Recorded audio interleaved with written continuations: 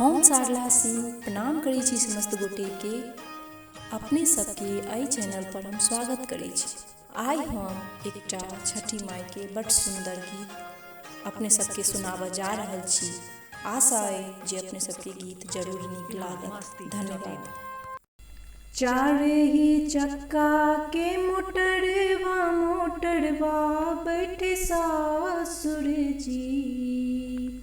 चारे ही चक्का के मोटरवा बैठे सासुर जी। पेन्ही हाली हाली धोतिया पियरिया अरगिया के बेर भइल। पेन्ही हाली हाली धोतिया पियरिया अरगिया के बेर भइल। देवर जी बानी ड्राइवरवा मोटरवा हाके जल्दी से जी। देवर जी बानी ड्राइवरवा मोटरवा हाके जल्दी से जी। सैया पेनी हाली धोतिया पियरिया अरगिया के बेर भइल। सैया पेनी हाली धोतिया पियरिया अरगिया के बेर भइल। भासुर जी धरी हाय देउरिया दौरिया धरी जल्दी से जी।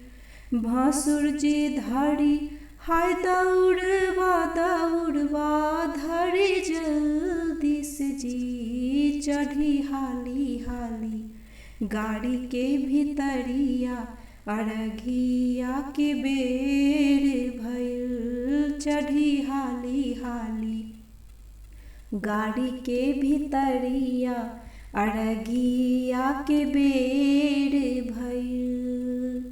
सासू जी लाली हाय सिपुलिया भरल फल बास जी।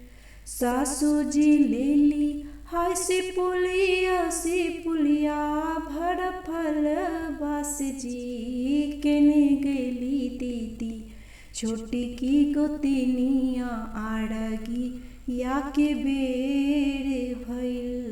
केने गेली दीदी छोटी की गोतिनिया अरगिया के बेर भइल। चली हाली हाली छठी माई के घटिया अरगिया के बेर भइल। चली हाली हाली छठी माई के घटिया अरगिया के बेर भइल।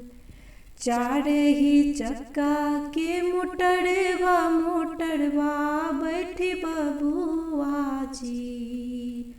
चार ही चक्का के मोटरवा बैठे बबुआ जी। पेन्ही हाली हाली धोतिया पियरिया अरगिया के बेर भइल। पेन्ही हाली हाली धोतिया पियरिया अरगिया के बेर